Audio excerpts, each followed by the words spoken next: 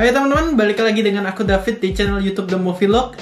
Kali ini aku akan membahas satu film, akan membedah film yang baru aja aku tonton, film Sci-Fi tahun 2017, Arrival. Teman-teman mungkin udah nonton, tapi aku baru nonton kemarin. Menurutku film ini tuh bagus banget.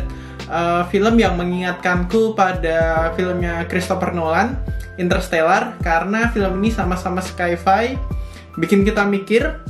Ada banyak sainsnya di dalamnya, dan juga film ini sama-sama menyentuh emosi. Film ini sama-sama bisa bikin haru penontonnya. Tapi bedanya ini sama Interstellar tuh, kalau Arrival ini dia lebih mudah dipahami. Kalau Interstellar tuh kita harus lebih banyak riset dan memahami tentang sains-sains yang ada di dalamnya. Nah, film ini itu disutradari oleh Denis Villeneuve. Dia itu sutradaranya Sicario dan juga Prisoner. Dan si Denis ini besok juga akan menyutradarai film yang lagi digarap, sebuah film besar yang dinantikan di tahun ini, adalah film Dune. Ada Timothée Chalamet di situ, ada Zendaya juga di situ, dan si Denis ini juga berhasil membajak si Hans Zimmer untuk scoring film ini. Jadi dia istilahnya membajak Hans Zimmer dari Nolan kan, karena Nolan juga bikin film tahun ini yaitu Tenet ya, tapi Hans Zimmernya udah diambil sama si Denis Villeneuve. Nah, si Arrival ini menurutku adalah salah satu film sci-fi terbaik ya untuk tahun 2010-an ke atas, selain Gravity dan juga Interstellar. Dan ini dibintangin oleh Amy Adams dan juga si Jeremy Renner. Amy Adams aktingnya bagus banget di sini, tapi sayang banget dia kena snub di Oscar, dia nggak dapat nominasi. Tapi menurutku buat kalian yang udah nonton pasti tahu betapa bagusnya akting Amy Adams di sini. Inti cerita dari Arrival ini adalah bumi kedatangan 12 kapal alien di lokasi yang berbeda-beda. Hal ini bikin dunia itu panik, dan PBB mengambil langkah untuk kerjasama dengan berbagai negara gede. Salah satunya beberapa di antaranya adalah Amerika, Rusia, dan juga Cina untuk memecahkan kasus ini. Tindakan yang mereka ambil tuh, mereka mencoba berkomunikasi dengan alien ini dengan cara meng-hire ahli bahasa bernama Louis yang diperankan Amy Adams, dan juga matematikawan yang diperankan Jeremy Renner untuk bikin tim berkomunikasi dengan alien ini. Nah, kapal alien ini tiap 18 jam sekali akan terbuka dan manusia bisa masuk ke dalamnya. Mereka ini dikasih misi untuk tahu sebenarnya alien ini dari mana dan apa maksud kedatangan mereka. Nah, si Louis ini mencoba memecahkan bahasa dari mereka. Awalnya dikira mereka itu bahasanya dengan suara, tapi setelah dipancing ternyata bahasa mereka itu lebih ke tulisan, dan tulisannya ini unik banget. Kalau kita tulisan itu biasa baca linear ya, dari kiri ke kanan seperti Indonesia, atau bahasa Arab dari kanan ke kiri.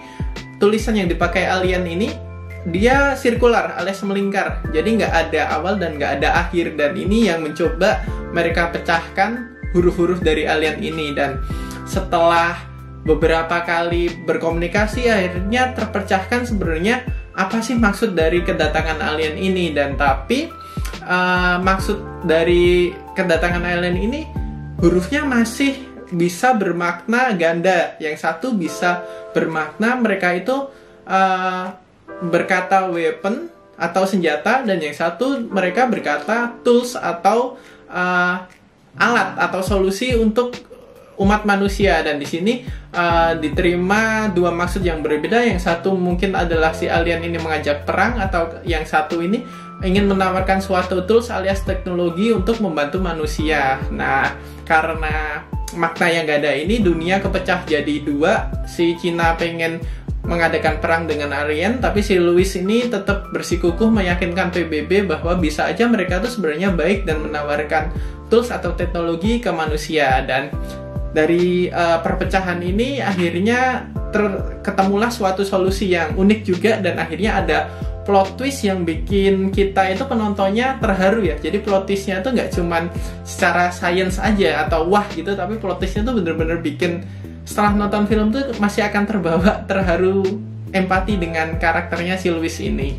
Kali ini saatnya kita bahas misteri, terus penjelasan ending film, Easter egg, dan juga filosofi dari Arrival ini. Dari alur penceritaan film ini menurutku unik banget. Jadi filosofi bahasa sirkular melingkar yang dipakai Heptapod, Abbott dan Costello itu diturunkan juga ke gaya alur cerita. Jadi alur cerita itu scene awal yang kita kira adalah awal, ternyata itu bukanlah awal cerita, tapi adalah hal yang akan terjadi di masa depan. Dan itu akhirnya kita sadari di plot twist ending ya, ketika ternyata Louis itu bukan mengalami flashback, tapi dia selama ini mengalami flash forward. Jadi dia kayak ingatannya itu adalah ingatan masa depan yang dia alamin, dan itu akhirnya diturunkan di cara alur penceritaan film. Kalau biasanya kita alur penceritaan film ya biasa aja dari awal ke akhir, atau flashback, atau mungkin yang unik itu kayak Memento. Nah, Arrival ini juga unik lagi nih. Terus ada satu lagi yang aku ketinggalan sampaikan tadi adalah Easter egg-nya adalah si Louis-nya akhirnya menamain anaknya dengan nama Hannah ya. Ini juga penurunan lagi dari filosofi yang filosofi besarnya diturunan lagi ke detail kecil, bahwa anaknya kalau bahwa nama anaknya kalau dibaca dari awal ke belakang atau belakang ke awal itu ya sama aja Hannah. Kayak wah anjrit, sampai sedetail itu diturunin ke situ filosofinya. Yang pertama kita jawab adalah sebenarnya apa sih tujuan dari alien ini datang ke bumi? Jadi tujuan dari alien ini datang ke bumi adalah untuk memberikan manusia suatu solusi dalam menghadapi masalah yang akan terjadi di masa depan. Dan juga alien ini akan membutuhkan bantuan dari manusia 3000 tahun setelah peristiwa yang dalam film itu terjadi. Apa solusi yang ditawarkan alien untuk menghadapi masalah itu adalah kemampuan untuk bisa travel time, bukan secara fisik tapi secara mental, seperti yang kemampuannya akhirnya dimiliki si Louis. Jadi kalau manusia itu memahami bahasa yang dipakai si alien tadi, si Abbott dan Costello, manusia itu cara berpikir otaknya akan berubah dan dia akan unlock satu kemampuan, yaitu flash forward, bukan flashback ya. Dia akan bisa mengakses masa depan, dan ini harusnya menjadi solusi untuk menghadapi masalah yang akan terjadi di umat manusia ke depannya. Masalahnya apa? Di film ini tidak diceritakan. Dan kenapa si heptapod tadi tahu manusia membutuhkan itu dan 3000 tahun kemudian mereka butuh pertolongan? Karena heptapod ini bisa akses masa depan. Dan itu juga cara yang dipakai si Louis, si Amy Adam tadi untuk meng-cancel serangan Cina kepada alien. Akhirnya kan dia telepon General Zhang. Dia itu telepon dan ngasih tahu satu kalimat, dimana kalau ditranslate ke Indonesia dan ke Inggris ya, dia itu kan ngomongnya dalam bahasa Mandarin. Itu adalah yang dibisikkan istrinya adalah, dan juga dibisikkan Louis itu adalah, in war there's no winner but there's only widow. Jadi intinya dalam perang itu nggak ada pemenang, hanya ada korban meninggal yang membuat banyak istri itu kehilangan suaminya. Dan ini menyadarkan si General Zhang akhirnya, oh iya dalam perang akhirnya ya konsekuensinya gede banget dan nggak ada pemenang, hanya ada tangis dan korban. Akhirnya dia meng-cancel menyerang alien ini. Dan kedua misteri yang akan kita pecahkan adalah setelah si Louis ini bisa mengakses masa depan dan memahami bahasa dari heptapod, ini kan dia akhirnya nulis buku yang judulnya itu kalau nggak salah Understanding Universal Language. Kenapa dia menulis buku ini? Karena dia berharap manusia itu bisa memahami bahasa heptapod dan dapat kemampuan untuk akses masa depan. Jadi pertanyaannya, kalau apakah manusia akan bisa akses masa depan, travel time, setelah memahami bahasa itu? Harusnya bisa. Itu kenapa si Louis itu menulis buku itu. Si Louis ini bisa menulis buku ini karena dia akhirnya kan memahami bahasa yang dipakai si heptapod, dan dia bisa dapat kemampuan untuk akses masa depan. Dan ini juga akhirnya menyadarkan dia bahwa dia tahu sebenarnya di masa depan dia akan menikah dengan si karakter Jeremy Renner, akan punya anak, namun dia akan kehilangannya di masa depan. Tapi di sini akhirnya si Louis ini tetap tidak menolak itu, justru dia meng-embrace life ya. Dia benar-benar menghargai waktu yang terbatas untuk memaksimalkan waktu dengan anaknya, meskipun dia akhirnya ditinggal suaminya ya. Dan lesson dari film ini benar-benar kayak ngasih kayak perenungan gitu sih, kayak kalau misalnya kita tahu masa depan, akankah kita banyak merubah hal saat ini dan menolak masa depan yang ada di depan kita? Tapi di sini kayak diambilnya tuh lebih ke bahwa kita tuh gak akan pernah tahu kapan kita akan kehilangan apa yang kita punya saat ini. Jadi poinnya adalah kita harus live in the moment, be present, kayak menghargai apa yang kita punya saat ini, dan ya menghabiskan waktu dengan orang-orang terdekat. Apa yang bisa lakukan saat ini, ya udah nikmati aja. Gitu sih kayak pesan tersiratnya.